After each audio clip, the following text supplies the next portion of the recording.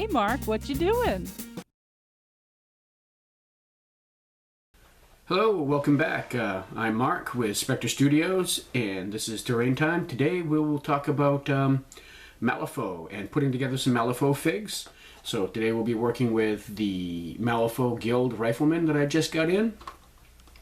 One of the things about working with the plastics that Weird puts out is it's a different type of plastics than some other game companies that you might be accustomed to, and requires some steps that you might be familiar with and some steps that you may not be. So we'll go over that real quick. We're not going to go through a full step-by-step every tiny little thing, but mainly just the procedures that we're looking for and the best ways to get the best result out of your product. So here we have one of the figs.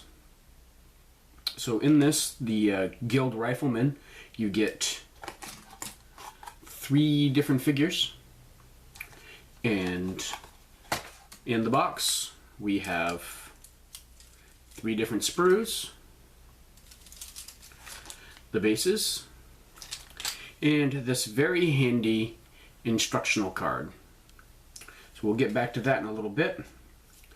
First of all, the first step in dealing with pretty much any plastic figs is washing the plastic off, because the glue will not take as well with the plastic straight from the factory, because there is a release agent that allows the plastic to come out of the mold more easily. So you just want to get, I have some cheap little plastic containers.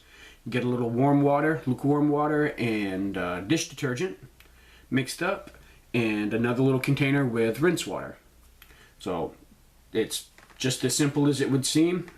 You just kind of put it in the water, wash it around a little bit, and get all of the release agent off. If you still have some difficulty with glues and paint not adhering after this, then what you can do is just get a old toothbrush. When you replace your toothbrush, just keep the old one, and you can use that just to real quickly scrub lightly scrub the plastic down. So as you're looking at your figures, you just want to kind of check through and so you can find the join spots where the arms attach or where the head would go on, and give those a little attention with the brush. After you get it all rinsed off, you can just set that aside to air dry. Now, it does seem reasonable that you could use like a hairdryer or something on a low setting to sort of speed up the drying process. And while that seems like a reasonable idea or a good idea, a lot of these pieces on these weird figures, on the Malifaux figures, are really pretty thin, and I think that I would really be afraid of the fact that any kind of blow dry or anything like that would heat up the plastic, cause it to dry unevenly, and then maybe bend or warp in a way that's really difficult to undo. So I just let them air dry. I watch a couple episodes of something or watch a movie and let that dry off, work on different projects.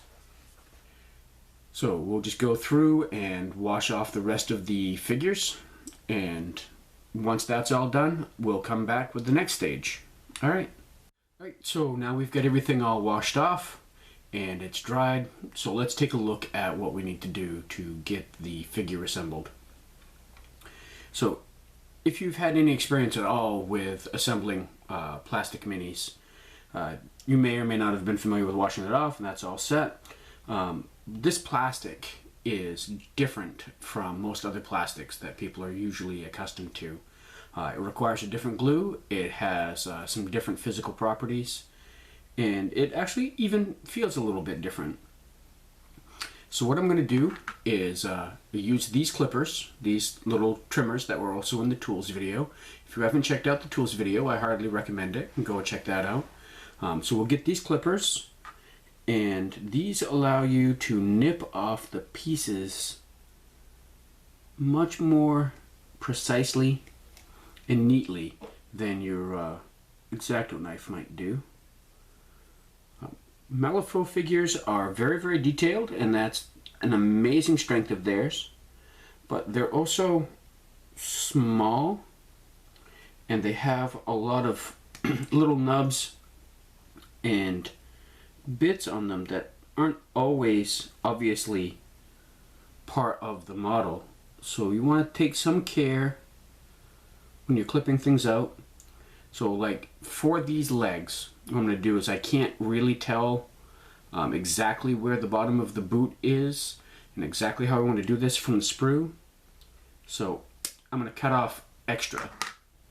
That way I know I'm not accidentally cutting off a bit. Now that I can get in around it better and see it better, I can get in and I can take that last little bit off. Here we go. And so there are the legs. Now using these clippers, one of the great strengths of using these clippers as opposed to using the X-Acto knife is I can get in tighter and around the sprue.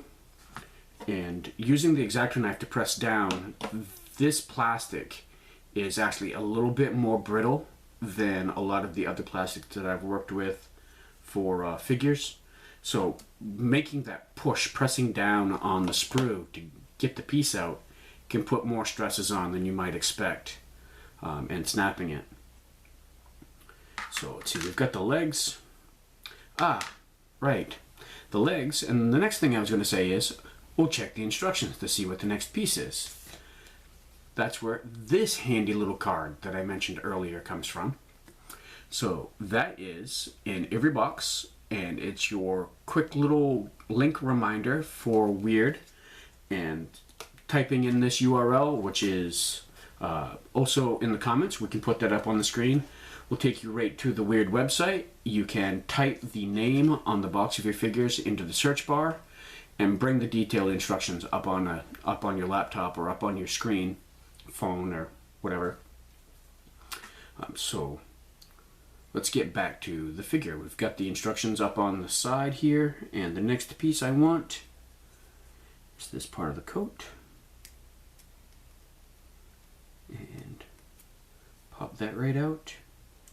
Another advantage that these clippers have over an X-Acto knife is because I can get in so tight and precisely with the clippers, it means that I have less sprue left over to trim off with the X-Acto knife.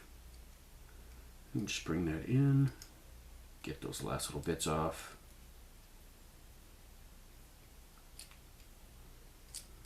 And there we go. So now that we've got that set, you want to dry test everything on your Malifaux figures. You can figure out what's going on. There's a lot of details on these. Like you can see, I believe, get that in tight. Yep. So right here, you can see that notch there. And on the legs, you can see that tab there. So all of the pieces are very well put together. They work. Develop these in a 3D design environment so they can actually build these up in the computer and see how they're going to go. It's very nicely done.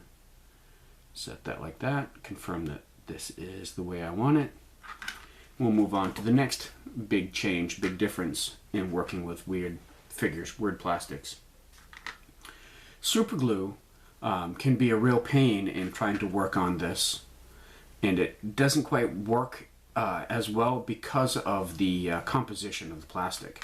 So what you need is a different kind of glue, which is plaster weld. And what this does is it actually welds the plastic together by melting each side a little bit.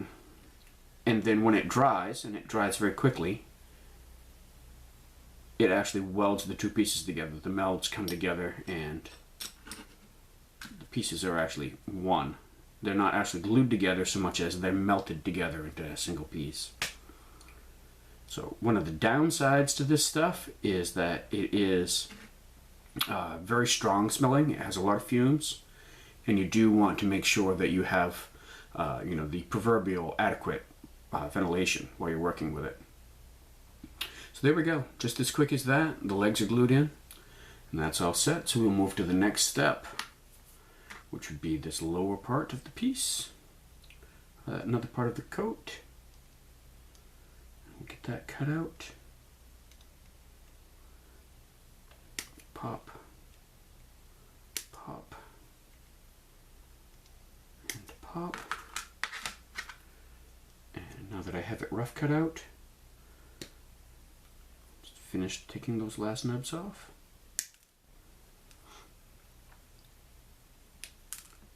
And then clean it up with the knife.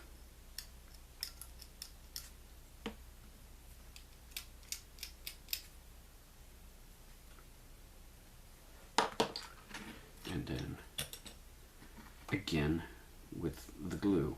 Now, one of the things that goes on with this plaster weld stuff is that you paint it on directly with the little brush that comes in the cap.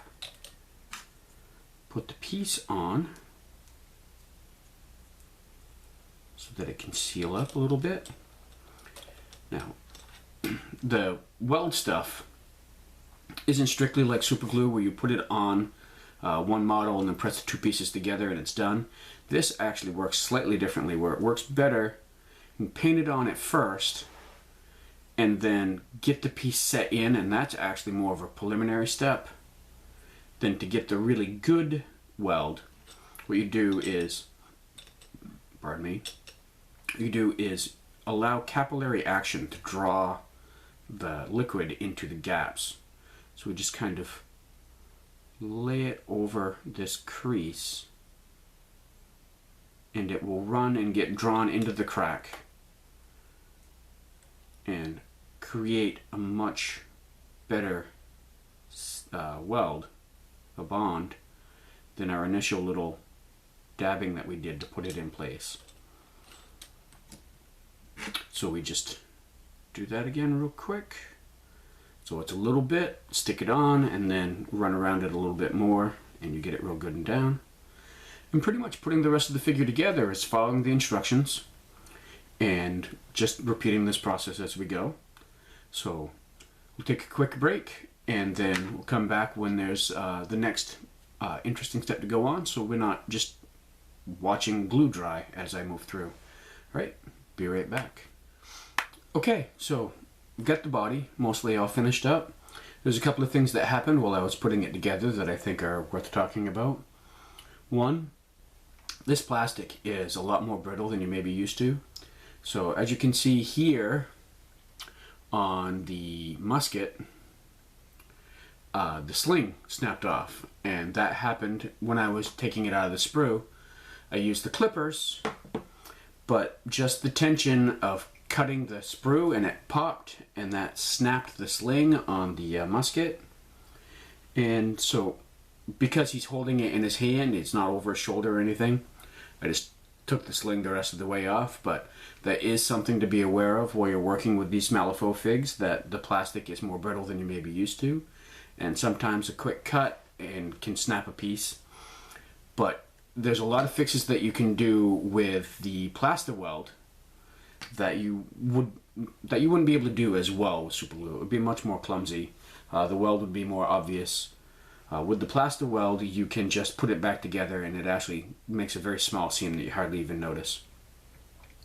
Another thing is, we've got the little tiny arm, and I don't think the camera can pick it up very well, but again, very brittle plastic.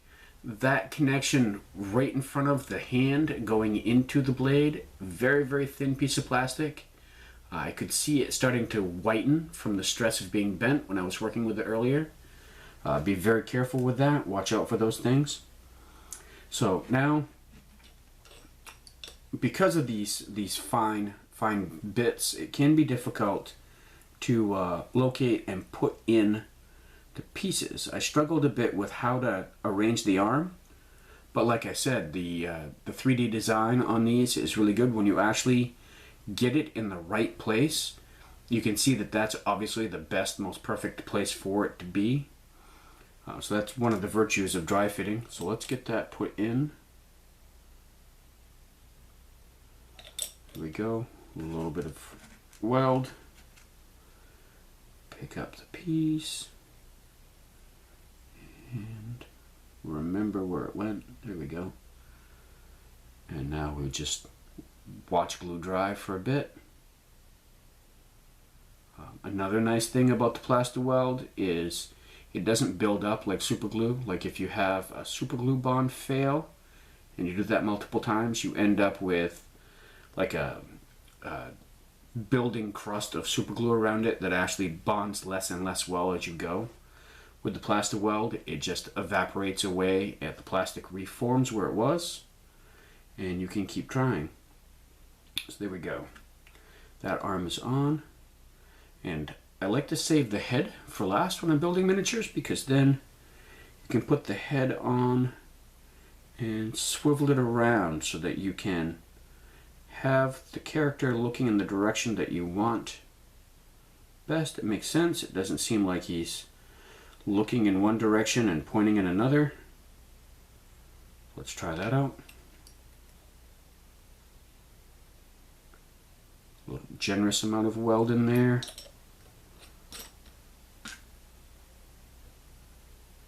And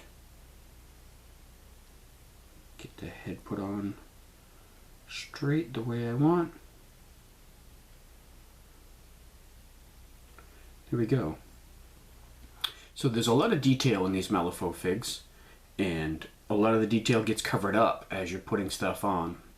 So as you're putting pieces together, once you get a good eye for what's going on, how these are built and what sort of stuff you're dealing with, some people are very good at being able to paint on the sprue or paint the pieces separate and then assemble the figure afterwards, and they have all the little nooks and crannies painted really well.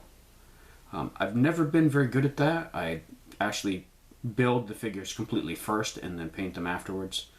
I'm the builder guy at the studio. I'm really not the painter guy.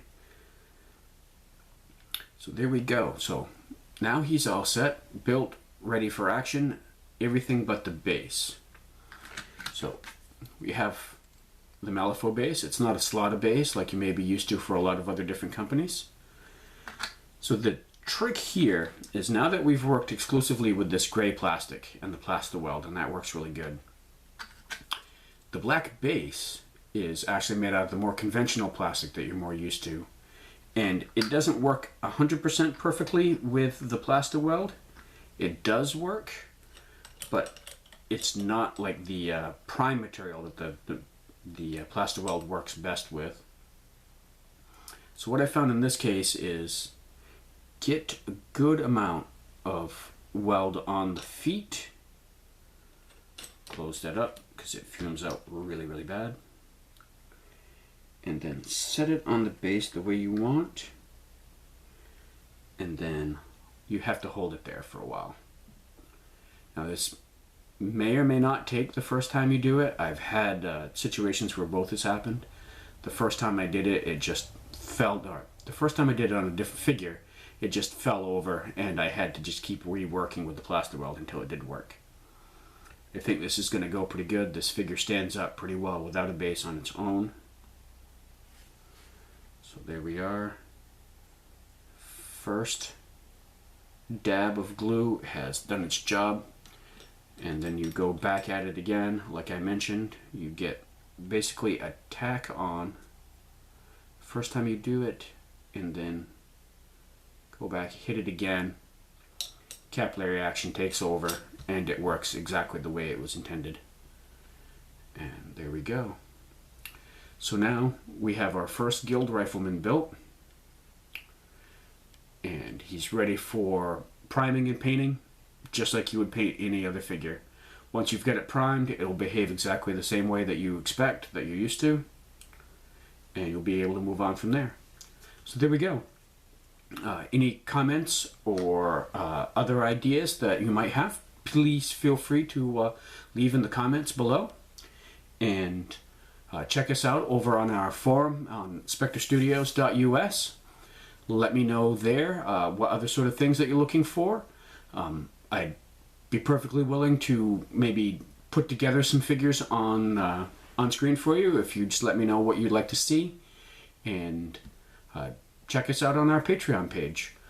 that's pretty much it. I guess the glue is a little bit much for me tonight, and I'll let you go before I ramble on a bit more. Have a good night.